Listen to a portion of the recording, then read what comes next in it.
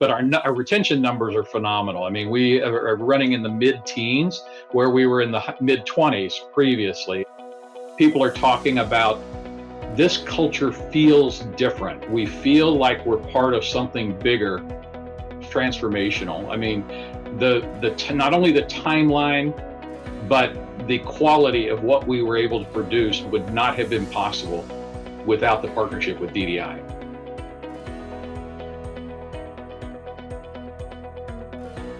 You've been on quite an extraordinary journey, going from, being a part of one of the world's most iconic companies to standing up this extraordinary independent business, 50,000 people, 160 countries. Yeah. When I think about that, that's not just a structural change, that's a complete reinvention of identity.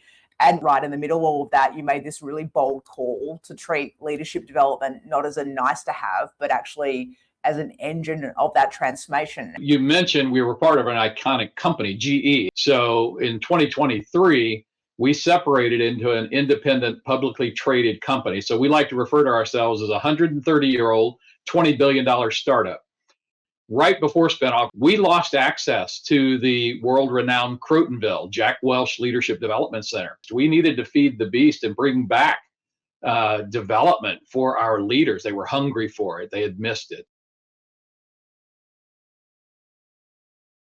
What gaps were starting to emerge for you? What was becoming visible in the business? Fundamentally, what we were seeing was a lack of just foundational blocking and tackling skills of leaders. They were promoted on technical skills, great technicians and their expertise in their areas, but had really lost the ability to get things done through teams. How do you coach? How do you delegate and empower? How do you have a critical conversation? And what was your view about what was at risk if nothing changed? We needed people to step up their game.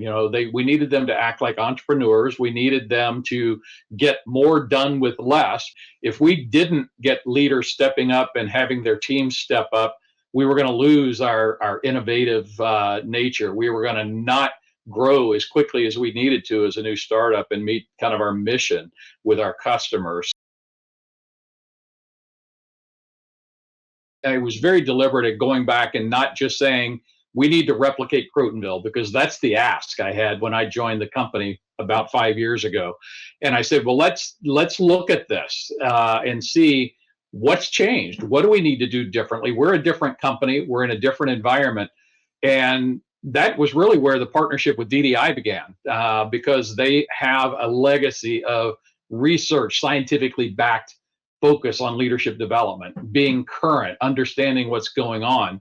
So that partnership, understanding how neuroscience now fits in, which wasn't around when Crotonville was built. So we're taking a dramatically different approach with how we do leader development, by not the week-long immersive, intensive training on campus in upstate New York. We're doing a much more multimodal, longer, what I call dose feeding the training. Teaching them one or two skills, allowing them to practice it until it becomes habit, then moving on to the next skill and making it kind of a building format. Talk to us about some of what you started noticing and hearing inside the organization.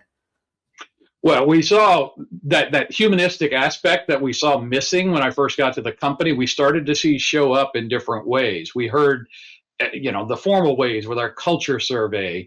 The numbers were improving. It felt like they were more part of the team as opposed to waiting on the memo. Our leaders have said, we are going to continue to invest in growing leaders because we're feeling and seeing a difference in how they're working and their teams are. Are you seeing it translate in some of those hard numbers in the business too? We absolutely are. But our retention numbers are phenomenal.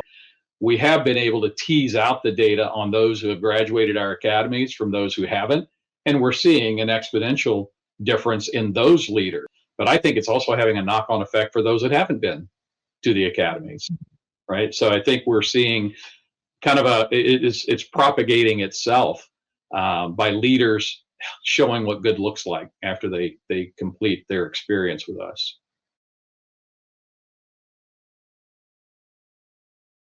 What do you think are some of the things that have been part of the design of this work that have really helped it get traction?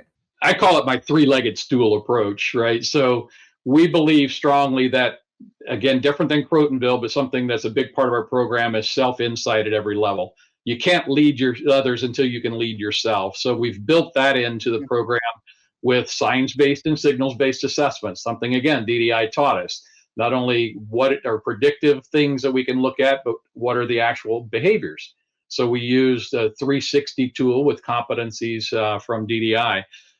We do that extended learning journey. That's also different. It puts them in a place where they can practice and use what they're learning back on the job, and then reinforce it so that it becomes habit. And that's where the results are really coming from. And then the third thing that we've added in, the third leg of that stool, is coaching. And, I consider coaching a force multiplier in leader development. It's helping with that transfer of learning back to the job. It's helping individuals put it even more in context with their role and what they're facing. And it helps sustain that change once they get back on the job. And I think that's the biggest difference we're seeing is habit forming, not just behavior change, but habit forming and results coming from those habits. Like, how does this program position you for future growth? How has this been factored into the way that you've designed it? GE historically has been known since Edison as an innovative company. The only way we're going to maintain our innovative pace with integrating AI into our products and how we're leveraging that is for people to work better together. And I think that's where our growth comes from, is that collaboration, that innovation, that entrepreneurial mindset that we're starting to create now that we're an independent company. I wonder if I can ask probably the hardest question yet, which is if you had to describe the impact on the organization in one sentence of what you have built with this program, with this piece of work with DDI, how would you describe it? Transformational. I mean, not only the timeline, but the quality of what we were able to produce would not have been possible without the partnership with DDI.